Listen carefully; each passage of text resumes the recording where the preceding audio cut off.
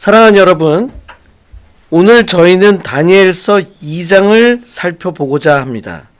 다니엘서 1장에서 다니엘과 세 친구 사드락, 메삭, 아벳니고는 바벨론 제국이 유다를 멸망시키고 포로로 바벨론에서 바벨론의 교육을 받고 있습니다.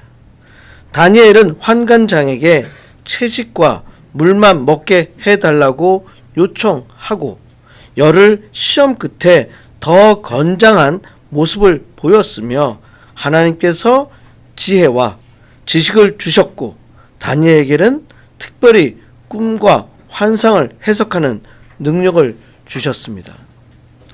다니엘서 2장은 바벨론 왕 느부갓네살의 꿈과 다니엘의 해석으로 구성되어 있습니다. 특별히 다니엘서 2장의 예언은 구약 전체에서 중요한 종말론적 예언으로 평가되고 있습니다. 다니엘서 2장 1절부터 13절에는 느부갓네살 왕이 불안한 꿈을 꿉니다. 왕이 꾼 꿈과 해석을 하도록 모든 지혜자를 동원합니다. 그러나 그 누구도 왕의 요구를 충족하지 못합니다. 왕은 바벨론의 모든 지혜자들을 죽이라고 명령을 내립니다. 다니엘서 2장 14절부터 23절에는 다니엘의 반응과 기도가 기록되어 있습니다. 다니엘도 지혜자로 죽게 되는 운명이 되었습니다. 다니엘은 시간을 요청하고 세 친구인 사드락과 메삭과 아벳니고와 같이 하나님께 꿈과 해석을 간구합니다. 하나님께서 다니엘에게 환상 가운데 꿈의 내용을 계시해 주십니다. 다니엘은 하나님께 감사와 찬양을 드렸습니다. 2장 24절부터 45절에는 다니엘이 왕의 꿈에 대한 해석이 기록되어 있습니다. 다니엘이 왕 앞에 나가서 꿈의 내용을 말하고 해석을 합니다. 꿈에 큰 신상을 보게 됩니다. 신상의 머리는 금, 가슴과 팔은 은, 배와 넓적다리는 놋, 다리는 철, 발은 철과 진흙이 섞여 있는 모습입니다. 그런데 한 돌이 신상을 치고 산상 조각을 냅니다. 이 돌은 사람의 손을 거치지 않은 돌이고 이 돌이 온 세계를 채웁니다. 다니엘이 이 꿈에 대한 해석을 해 줍니다. 다니엘서 2장 46절부터 49절에는 꿈의 해석을 들은 느부갓네살 왕의 반응이 기록되어 있습니다. 왕이 다니엘 앞에 엎드려 경배를 합니다. 다니엘을 높이고 큰 권한을 줍니다. 다니엘의 세 친구들도 바벨론 지방의 일을 다스리는 관리가 됩니다. 오늘 저희가 함께 더 자세히 배우고자 하는 본문은 다니엘서 2장 31절부터 45절로 다니엘이 왕의 꿈에 대한 해석을 기록하고 있습니다. 오늘의 말씀의 제목은 꿈은 참되고 이 해석은 확실하나이다입니다. The dream is true and its interpretation is trustworthy입니다.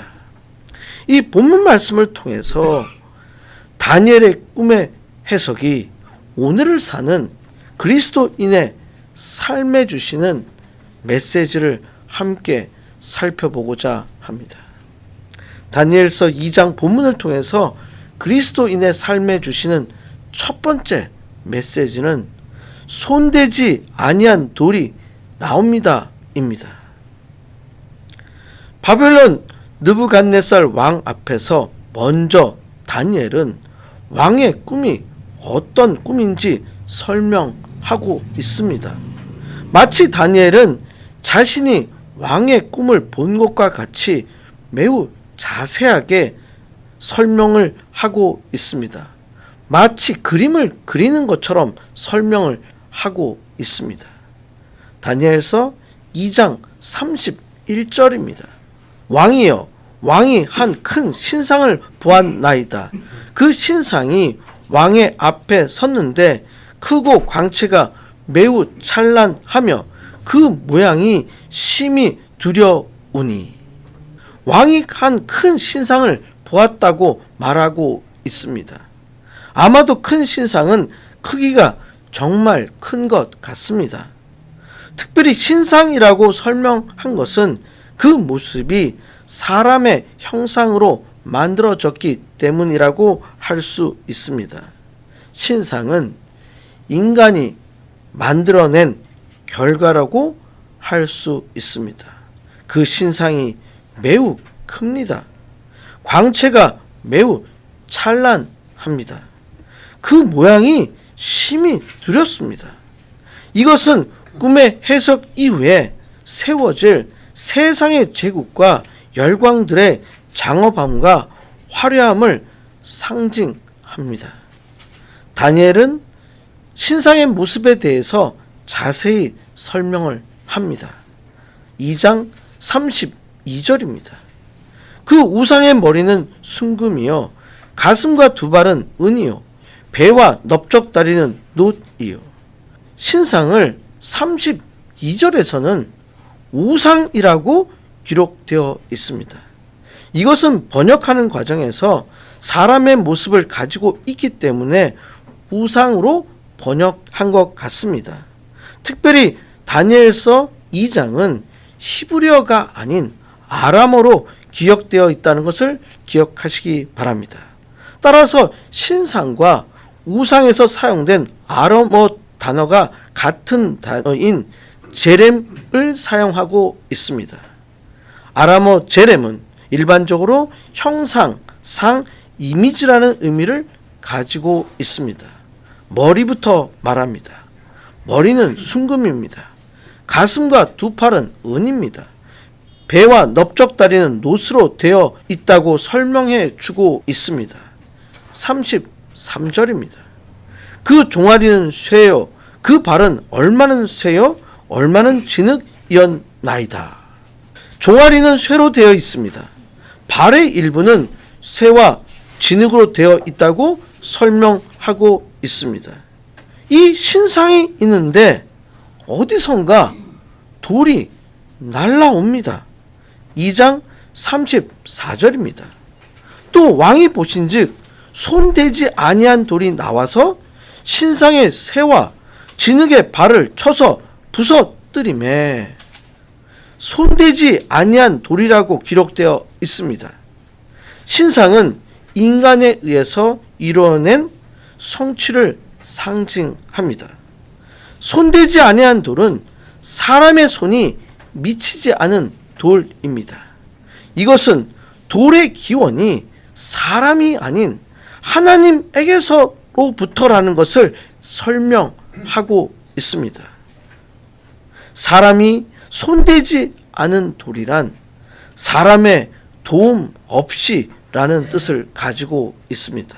즉 하나님의 초월적인 능력에 의해서 이루어지는 것을 가리키고 있습니다. 손대지 않은 돌이 신상에 쇠와 진흙의 발을 쳐서 부서뜨립니다. 이것은 세상의 심판을 상징합니다. 2장 25절입니다. 그때 쇠와 진흙과 놋과 은과 금이 다 부서져 여름 타작마당에 겨같이 되어 바람에 불려간 곳이 없었고 우상을 친 돌은 태산을 이루어 온 세계에 가득하였나이다. 신상을 구성하고 있었던 쇠와 진흙, 놋과 은과 금이 다 부서집니다. 마치 여름 타작 마당에 겨같이 되었다고 기록되어 있습니다. 여름 타작 마당은 곡식을 수확한 뒤 곡식과 겨를 분리하는 작업이 이루어지는 장소입니다. 여름은 곡식 수확 후 타작과 키질이 활발하게 이루어지는 계절입니다. 특히 겨는 곡식의 알곡을 둘러싼 쓸모없는 껍질입니다. 겨는 바람에 잘 날리고 가볍기 때문에 또한 무가치한 물질을 상징합니다. 그렇기 때문에 성경에서 더덥고 가볍고 흩어지기 쉬운 상태를 상징합니다. 특히 이 비유는 심판과 하나님의 말씀 앞에서 진실하지 못한 자들의 운명을 묘사할 때 자주 사용되었습니다. 그렇기 때문에 겨는 심판 때에 참되지 않은 자, 신실하지 않은 자, 겉모습은 있어도 속이 비어있는 사람들을 지칭합니다. 바람에 불려 갈 곳이 없다는 것은 연속성이 없는 것입니다. 하나님의 심판 앞에서 소멸되는 것입니다. 흔적조차 남지 않는 모습입니다. 그렇기 때문에 알곡과 겨는 매우 대조적으로 비교됩니다. 알곡은 구원받은 자, 겨는 버림받은 자를 상징합니다. 이제 우상을 친 돌이 태산을 이루어 온 세계에 가득하였다고 기록되어 있습니다. 즉 우상, 신상을 부서뜨린 사람이 손대지 않은 돌들이 점차로 불어납니다.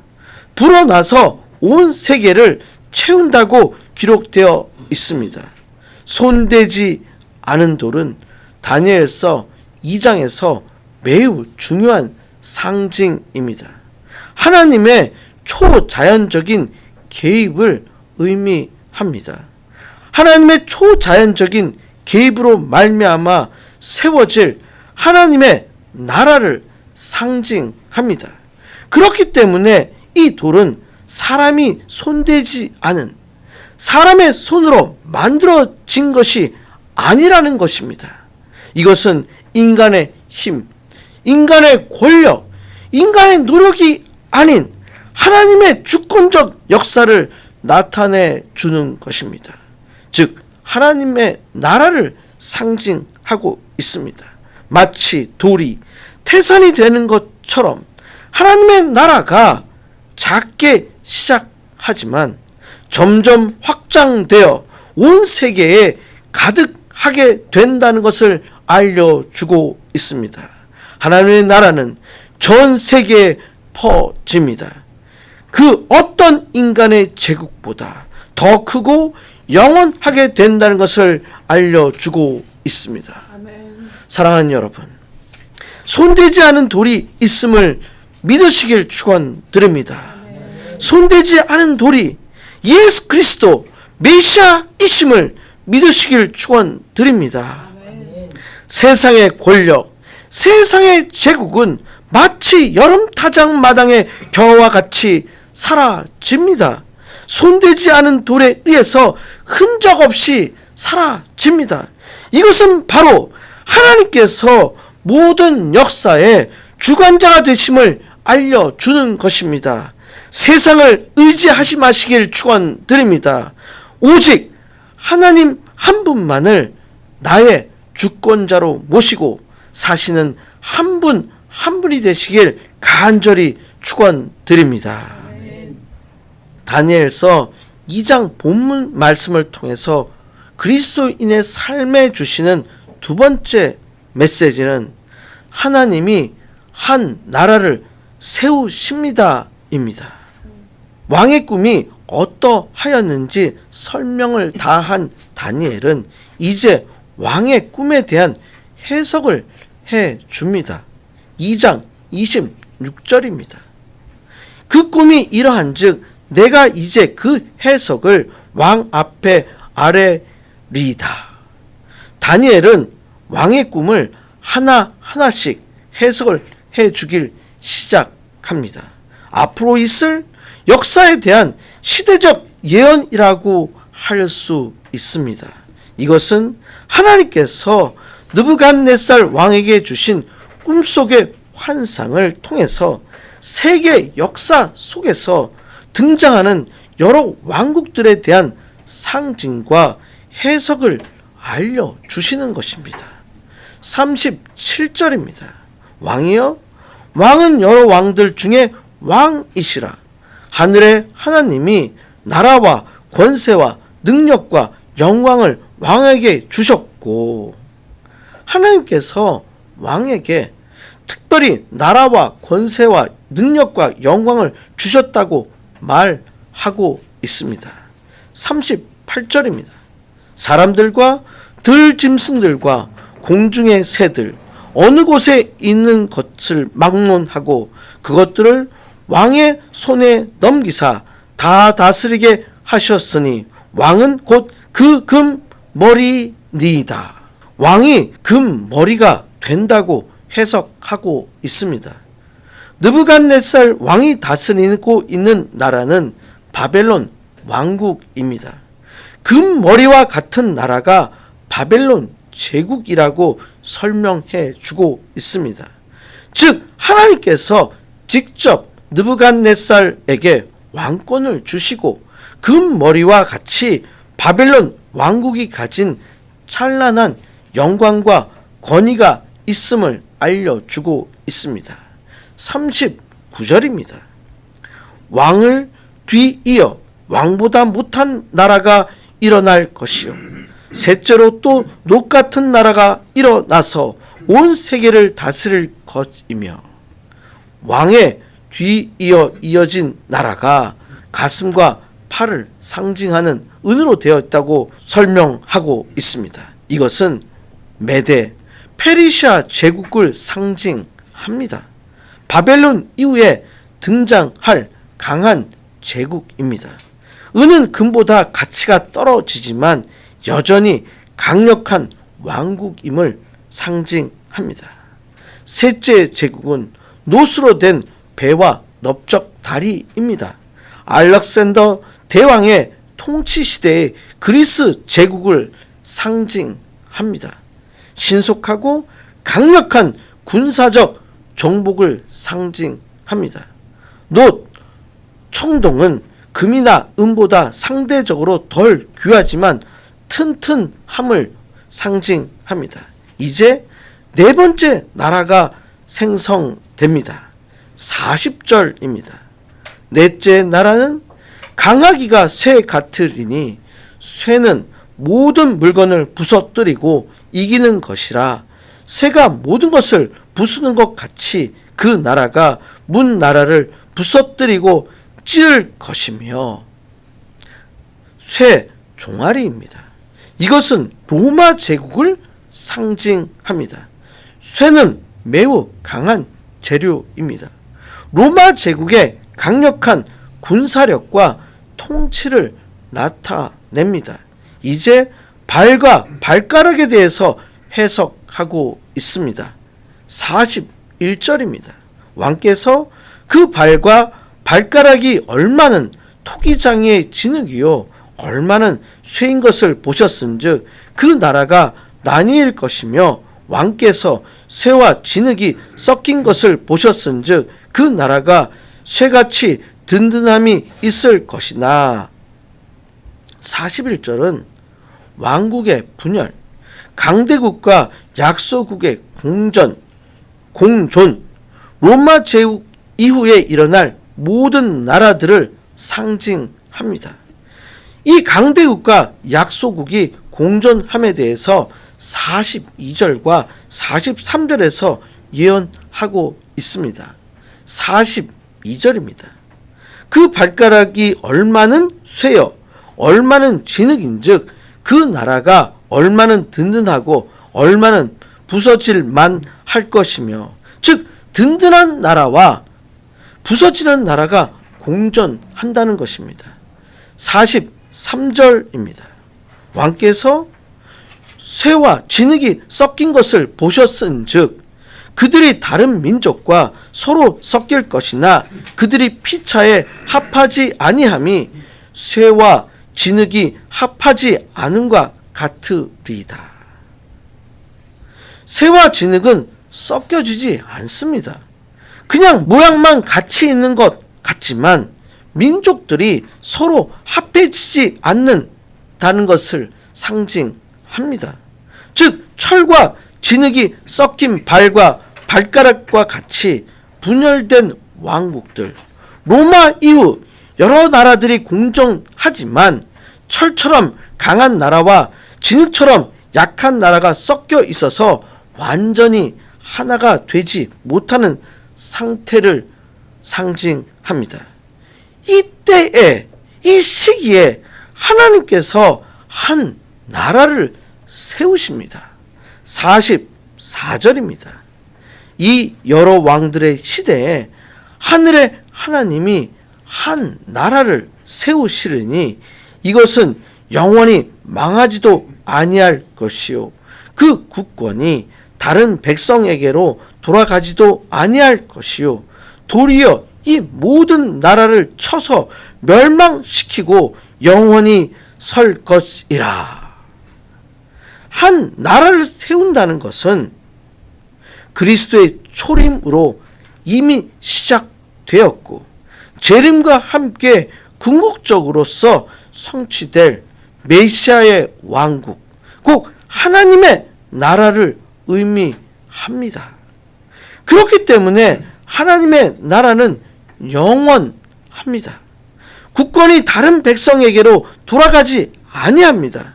세상의 역사를 보면 세상의 나라들의 국권은 역사를 걸쳐서 끊임없이 새로운 강자들의 손으로 넘겨집니다. 그러나 하나님 나라의 주권은 하나님에 의해서 자신의 백성으로 선택된 선민들에게 영원히 주어진다는 것을 알려주는 것을 의미합니다. 그렇기 때문에 하나님의 나라는 모든 나라들을 쳐서 멸망시키고 영원히 설 것이라고 예언하고 있습니다. 특별히 설 것이라고에 사용된 아람어 쿰은 원어상 확고하게 지탱되다, 공고히 하다, 명백하게 성취되다라는 뜻을 가지고 있습니다. 이것은 명백하게 성취될 하나님 나라의 확고함과 견실함을 극적으로 강조하는 말이라고 할 수 있습니다. 따라서 하나님의 나라는 인간의 손에 의해서 세워진 것이 아닙니다. 하나님의 나라는 하나님께서 직접 세우신 나라입니다. 모든 세상 제국이 소멸하게 됩니다. 그러나 하나님의 나라는 영원히 지속될 왕국입니다. 세상의 나라는 화려하고 때로는 강력할 수 있습니다. 그러나 세상의 나라는 일시적입니다. 세상의 나라는 결국 무너지고 소멸됩니다. 하나님만이 세상의 제국을 세우시고 소멸하시는 분입니다. 하나님의 세우신 나라는 영원합니다. 사랑하는 여러분, 다니엘이 해석한 예언의 비밀을 모두 아시길 축원드립니다. 모든 세상의 역사가 인간의 손에 달린 것이 아니라 하나님의 통치 아래 있음을 믿으시길 축원드립니다. 세상의 나라의 흥망은 하나님의 계획 속에 있음을 믿으시길 축원드립니다. 하나님께서 역사의 주관자이심을 믿으시길 축원드립니다. 여러분 모두가 하나님이 세우신 영원한 나라인 하나님의 나라의 백성들이 되시길 간절히 축원드립니다. 다니엘서 2장 본문 말씀을 통해서 그리스도인의 삶에 주시는 세 번째 메시지는 하나님이 장래 일을 왕께 알게 하신 것입니다. 이제 다니엘은 왕의 꿈에 대한 예언을 마무리하고 있습니다. 2장 45절입니다.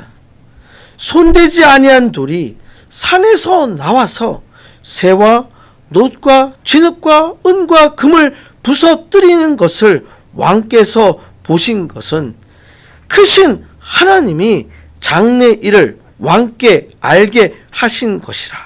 이 꿈은 참되고 이 해석은 확실하나이다 하니.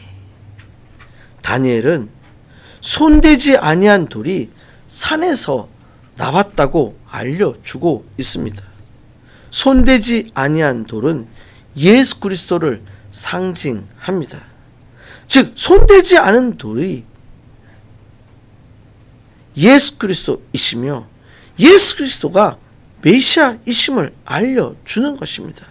그렇기 때문에 예수님께서는 성령에 의해서 초자연적인 탄생을 하셨습니다.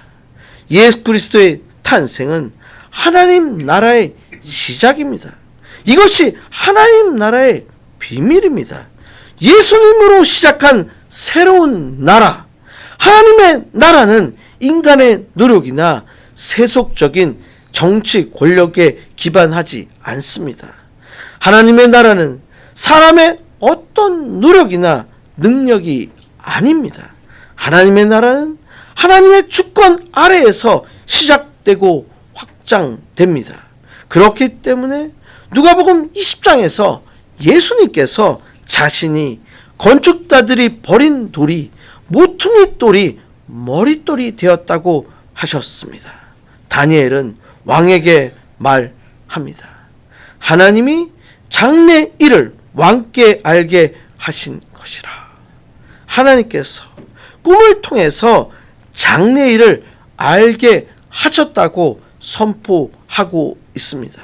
그렇기 때문에 이 꿈은 참되고 이 해석은 확실하니이다 라고 알려주고 있습니다. 모든 지혜와 계시는 하나님께 있습니다. 다니엘은 인간의 지혜가 아닌 하나님의 계시로 왕의 꿈을 해석하였습니다.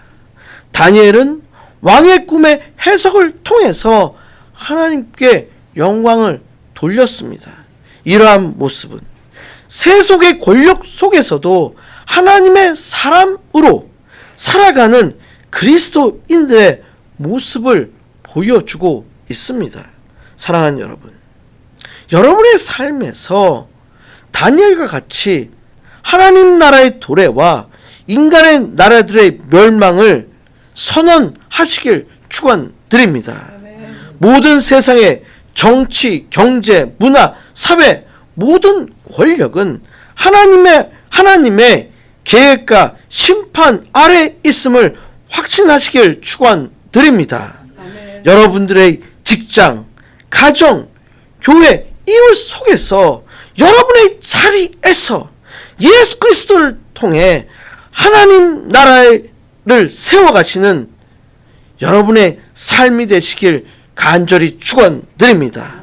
여러분의 삶에서 하나님 나라의 백성으로서 세상의 가치에 흔들리지 않고 영원한 나라를 바라보고 사시는 한 분 한 분이 되시길 간절히 축원드립니다. 아멘. 이 시간 함께 통성으로 기도하시겠습니다. 손대지 아니한 돌이신 예수님을 바로 믿게 해달라고 기도하시길 바랍니다. 하나님 나라는 영원한 나라임을 바로 믿는 자가 되게 해달라고 기도하시길 바랍니다. 다니엘의 예언처럼 나의 삶에서도 바른 판단력을 갖고 살게 해달라고 기도하시길 바랍니다. 하나님께 주신 지혜로 다니엘이 예언을 한 것처럼 나에게도 장래를 볼 수 있는 영의 눈을 뜨게 해달라고 기도하시길 바랍니다. 영원하신 하나님의 나라의 백성으로서 삶을 살게 해달라고 기도하시길 바랍니다. 함께 주여 3번 크게 외치시고 기도하시겠습니다. 주여 주여 주여. 이 시간 함께 기도합니다. 오늘 말씀을 통해서 다니엘이 왕의 이 환상을 그 꿈을 해석해 줌으로써 장래에 있을 그 미래의 모습을 알게 해주심을 참으로 감사드립니다.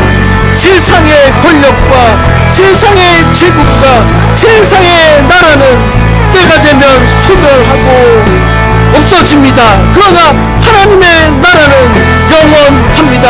하나님 아버지, 저희가 하나님의 나라의 백성으로서의 정체성을 가지고 살아갈 수 있도록 하여 주시옵소서. 모든 세상의 주관이 하나님께 있음을 믿고 세상을 담대하게 사는 저희가 될 수 있도록 인도하여 주시옵소서. 세상의 권력에 대해서 그들의 가치관을, 저희 가치관을 버리지 않고 하나님의 나라의 백성으로서의 담대히 살아가는 저희가 될 수 있도록 인도하여 주시옵소서. 저희를 지켜주시옵고 인도하여 주시옵소서.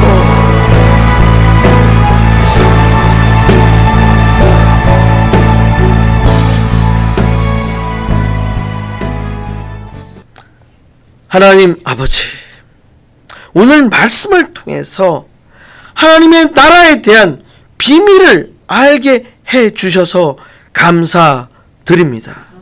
오직 예수 그리스도를 통한 새로운 하나님 나라를 이 땅에 이루어 나가는 자가 되도록 저희를 써 주시옵소서. 세상의 모든 나라는 소멸되는 사실을 명심하겠습니다. 영원하신 하나님 나라만 똑바로 보고 사는 자가 되게 해 주시옵소서.